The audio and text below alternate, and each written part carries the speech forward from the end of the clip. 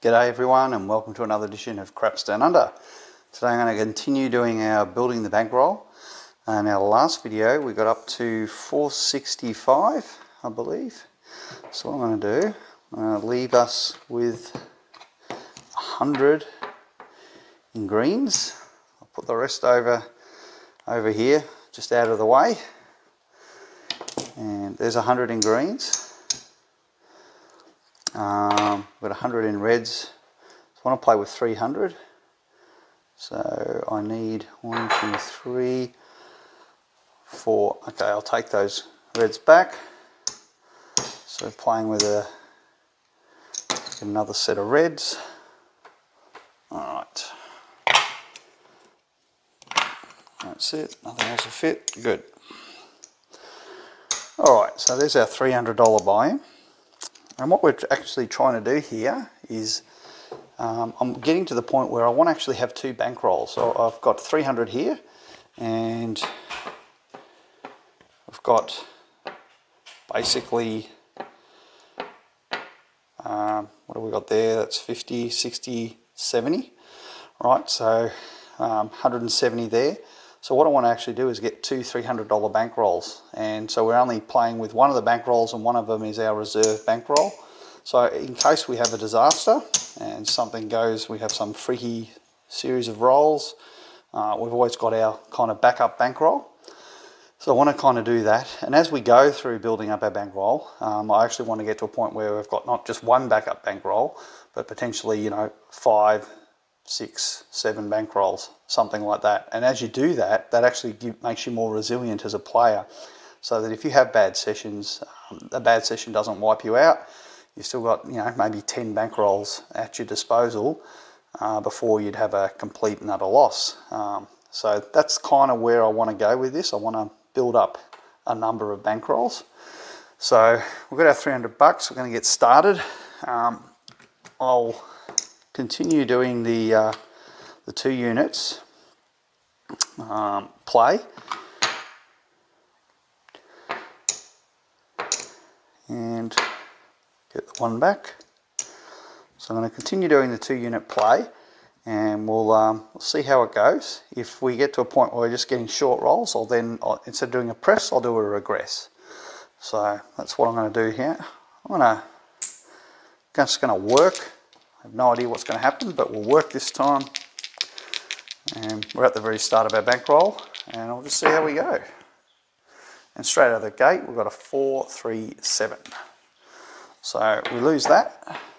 So this roll, we're getting some adversity straight up, and that's okay. So what I'll do, I'll just stay off and wait for a point to get set. And we've got a 5, so it's an inside number. Alright, so let's go back up. So given we have had the loss, I am more inclined to press so that we can recover our loss on it. So still hoping to get 2 hits. Oops, off the table.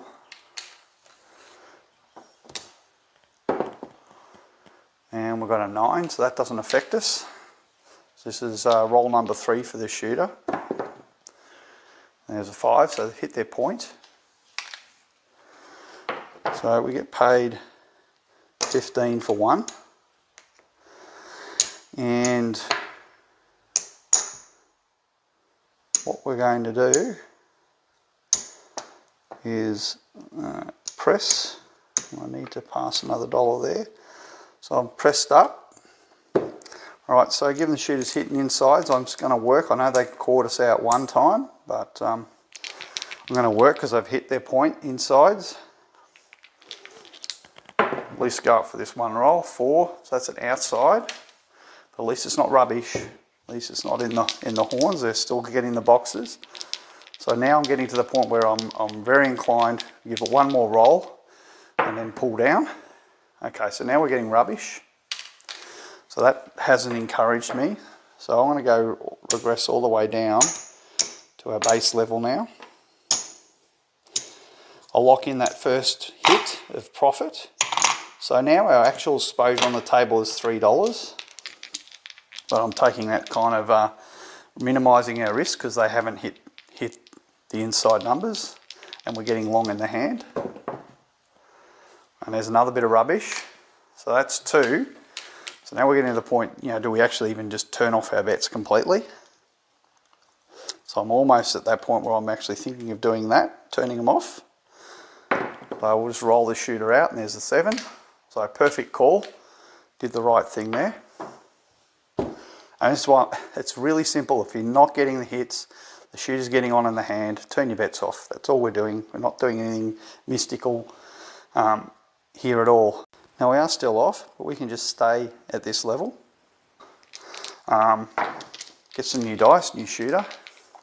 We'll stay at this level. Now whether we want to work or not, it's a bit of potluck really. I'll just stay off because we've seen a 7. I'll stay off. Maybe there's going to be a few more. Oops, off the table.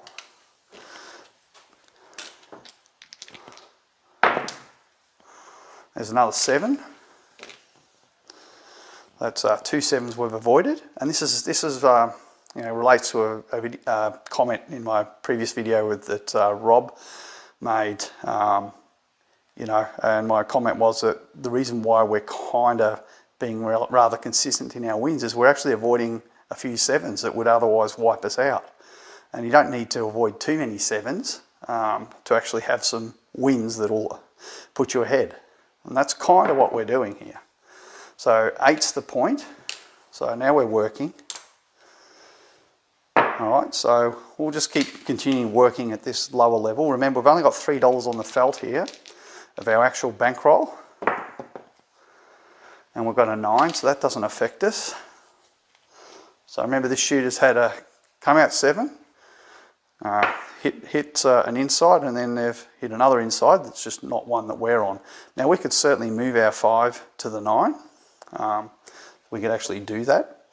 There's 50-50 chance it'll go either way, but if they're inclined to be rolling 9s, maybe we should back the 9.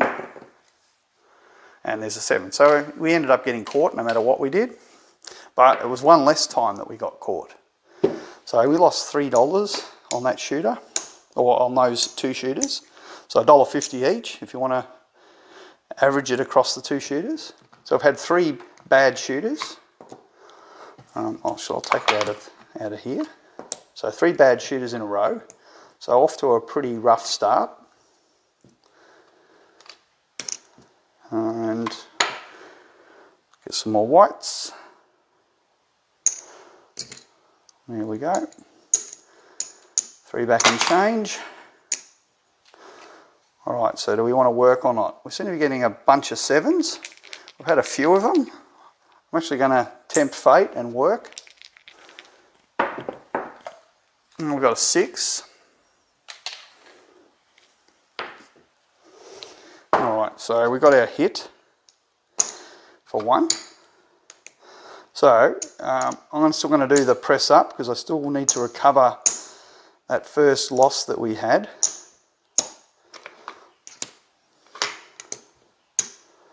All right, so now we've got 3 units. So 18, 18, 15. Just hoping to get one more hit. It's a 50-50 chance to get the hit. We've got it. So there's our 6, 2, 8. So we get our hit at that 3 unit level, pays 21. All right, so that's a fantastic position to be now. We've recovered some loss. Not all of our loss, but we certainly have recovered some.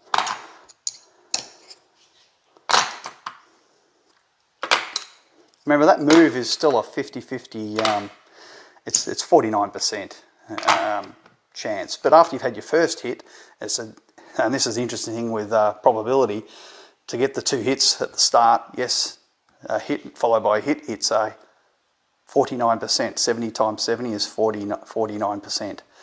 But once you've had the first hit, well, now the probability of getting inside number is, it's still 70. So it's a fact that you've had the first hit. So that's no longer a 70% probability, it's a 100% probability it happened. It's no longer a question, it's a fact. So now the remaining hit is still a 70% probability. So the fact you got the first hit, you're kind of in a good shape. You've still got it's basically a 70% chance that the second one will hit now. So there's our 8. Now we're at the base units. So you can see if I colour this one up, just colour that guy up. So if we were to take all our money back off the felt, we're basically at our starting bankroll right now. So we have actually recovered where we're at, where we started. So it's not too bad. We've had a pretty rough ride. There's a 6, so we've got another hit, which is excellent. And now that's the point made. Now we can either just rack this guy, that's something we can do, or we can decide to press. I'm inclined to just rack, just consolidate a little bit here. Not going to go too crazy, but I will actually work.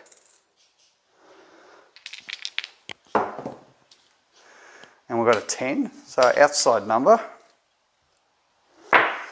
All right, so kind of getting on. I'm going to pull one back and just run the 2. And there's a 7. So kind of was feeling it. Probably should have gone off. So we did get caught a little bit there, but we did save at least 1 unit. All right, so we're literally two units down. Actually, not even 2 units. It's 1.5 units really. We're down $7. All right, so that comes off. Let's go up again. Need to get some more whites. Take that back. Put 2 up here. All right, so do we work or not work? I'll say we're off. We don't need to work, but I'll just say we're off this roll. We've got an 8, so should have been working, but now we're working. And we've got an 8 back to back, so this shooter's doing all the right moves. There's 3 for 1. So what I'm going to do here, I'm actually going to just regress. Just play a little bit more conservative. And in fact, you could stay at the same level. I mean, we don't have to regress. We could just stay at the same level and try and go for our 2 hits rather than pressing. Just go for the 2 hits, rack the profit. That's another balanced way of doing it. Given it's the shooter's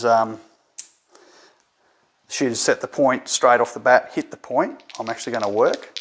Doesn't mean we won't get a 7. We've got a 9. All right, there we go. So just aiming to get 1 more hit. There's an 8. Really happy, really happy that we stayed up that extra level there, given we were so early in the hand. So we've well and truly made our profit there. I'm going to regress this down.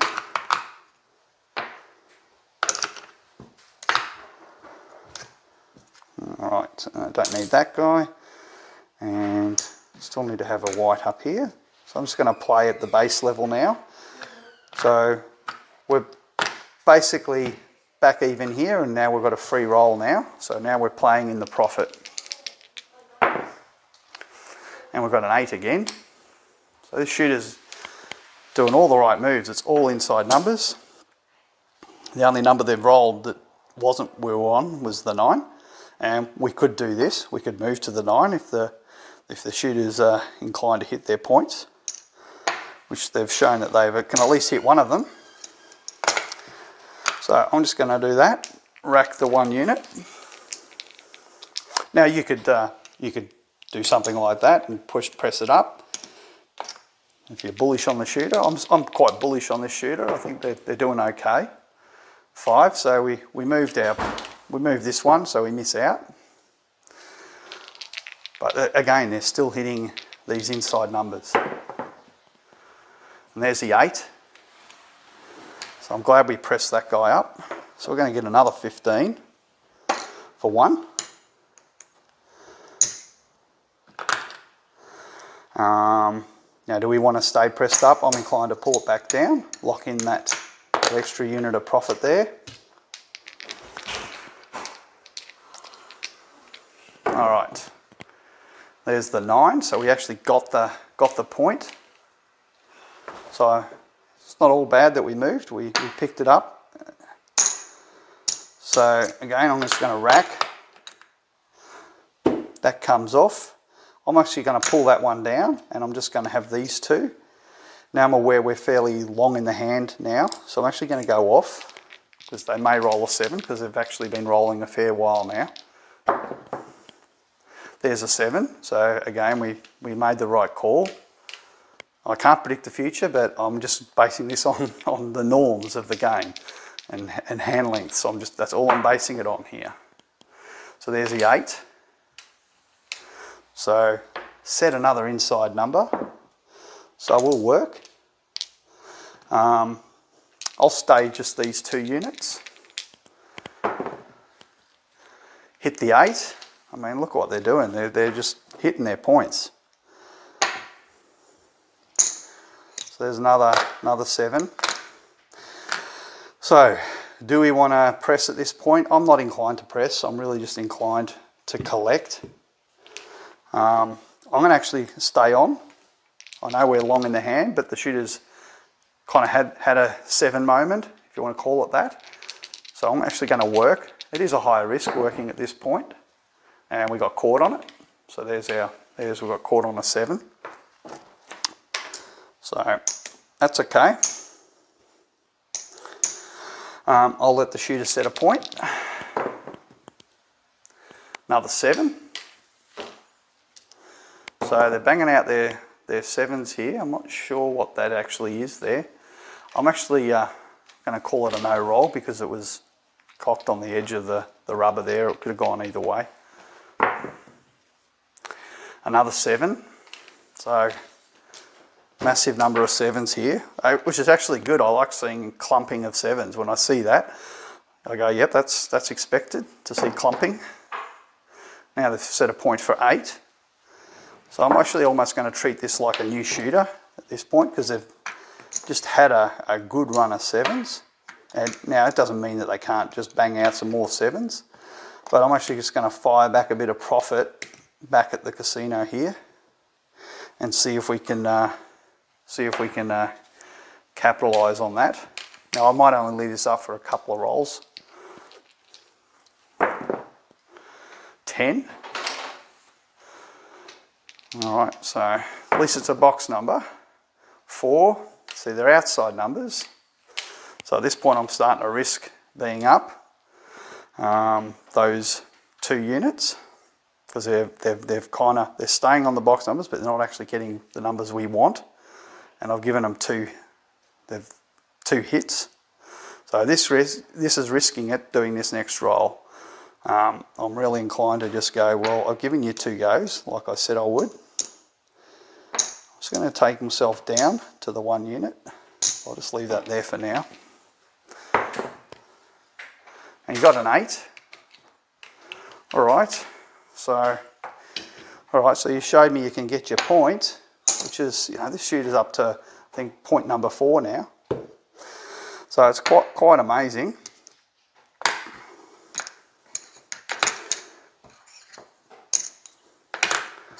So I'm just going to work the 2 inside numbers. Now I've really only got 1 at risk, because I've basically got paid for 1. So I'm actually going to work it, just because I've seen them now come back onto the centre action again. 3, so there's a bit of rubbish. So maybe not work it. Oops, off the table. Dice for some reason today are rolling off the table no matter what I do. 4, so outside number. So what do we want to do? Do we want to work this or stay off? I mean, it's been a long roll with this shooter. I'll work the 2 units. So by default we are working now. So I will work these 2. just give it a roll. 9, so that's an inside, it's just not the one we're on. We're only on the 6 and 8 at this point. All right. 5, so we're not on the 5, but again it's an inside number. 9, so going backwards and forwards. They're getting repeaters, but just not the numbers we're on. So this is my last roll with these guys. If he doesn't hit, I'm going off. All right, so 5. They're just ping-ponging backwards and forwards here. So I think I'll just go off. 4. Wow. So the shooters, I think this is like their 4th point now. All right, so we're off now. Staying off. We'll see what they do with setting a point. There's another 7. So this shooter hasn't been shy in throwing 7s. They've thrown a ton of them. They just happen to be coming, the 7s are coming out through their come out rolls because they're actually hitting points. The more points you hit, the more come out rolls you have where the 7 doesn't hurt you. And that's kind of why their roll's going long. They just happen to be throwing the 7s because they're hitting so many of their points during those come out rolls. So they're not really doing anything special. They're all over the place. Now they're getting more junk numbers. And this is like the 3rd roll in their come out. So again, it's another outside number. And am I inclined to work? I'll work for one roll. 9, so still hitting the 9. All right, maybe one more and that's it. All right, so we got a 6, finally got an inside number. So I wanted to see some evidence that they can hit an inside. All right, so that's a bet paid for. So that's basically both of them, I think, paid for now. So this is basically a free roll. Now I can colour up over here. Let's just see where we're at, because we've got a lot of whites. Yep, all right, so I can get 2 reds back for that. Take all these back. Just want to keep track of where we're at. Because remember, our target is basically $60 at this $300 session level. So if we actually have a look at where we're at, we've got 2 units on the felt. So we're literally 1 hit away from our target. All we're needing is 1 hit. So let's see if they hit another inside. 4, they're on the outside again. So I might just go off. The shooter's been going a while. Now we turned off at the wrong time. They got a 6. That's okay. Got a 4. So a little bit all over the place. They're not really consistent in what they're doing. More junk. So continuing my assessment, they're just all over the place. Another 4. So that was a repeater on the 4. There's a 12. So yeah, it's just going all over the place. 10. Wow, hit their point again. So here we go, another come out cycle. Nothing's changed, I'm going to stay off. But if they manage to get an inside number, I'll certainly give it another go here. There's a 5, so that's good. Inside number. Say I work. Just looking for that one. Yes, we got it. There we are. 6. So finally, I can't believe how the shooters survived. They've just been throwing all their 7s in those come out cycles. All right, so that's us done. We take that. That's another $5 unit there. Take all this down.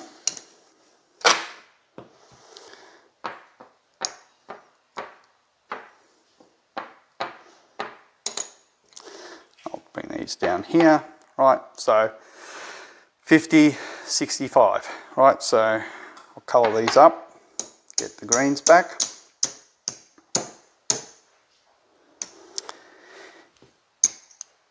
I'll get the green back for this because show you nothing's fitting in there. They're full. So that's $100. That's 4 greens we get back. All right. So got 100 here. Another 100. It's 200. 300. 350. 365. We can colour that up.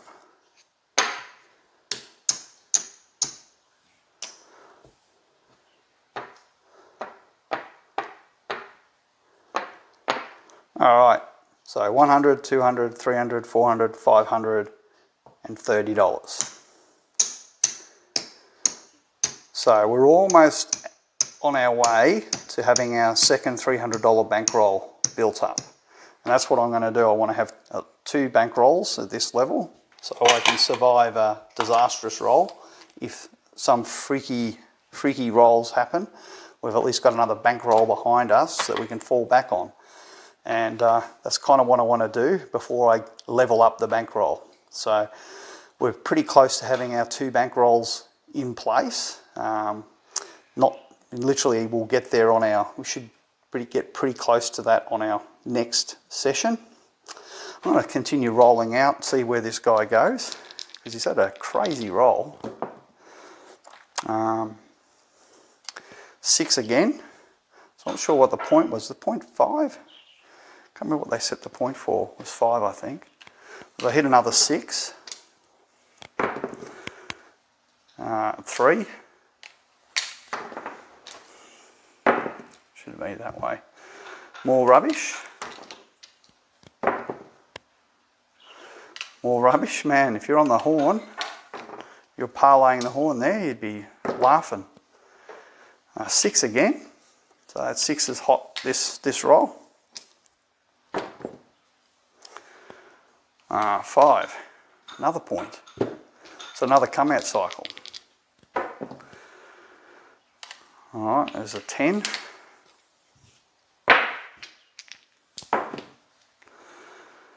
9.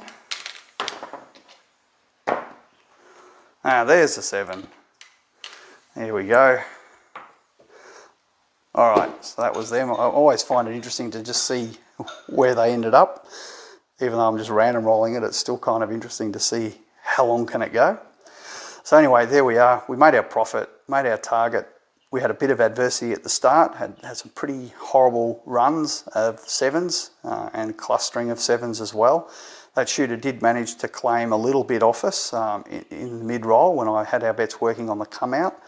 But then we stayed off them through those come-out rolls, which was prudent because they did end up rolling quite a few of those 7s in their I think it was their second or third points there. They continued to roll the 7s during those come-out cycles. So it was the right thing to be off during those subsequent ones. Once bitten, twice shy, I guess. But yeah, we got there in the end, and we're almost there at having our 2 bankrolls. When we have our 2 bankrolls, I'll feel a lot more comfortable to be a little bit more aggressive, I guess you could say, in pressing up our bets from that 2 unit to the 3 level to the 3 unit level. Once we've got sort of 2 bankrolls behind us, I'll be far more comfortable to be that little bit more aggressive, and I think it's good. It's a good practice to have that bankroll in reserve. So anyway, thanks for watching, and we'll see you again very soon.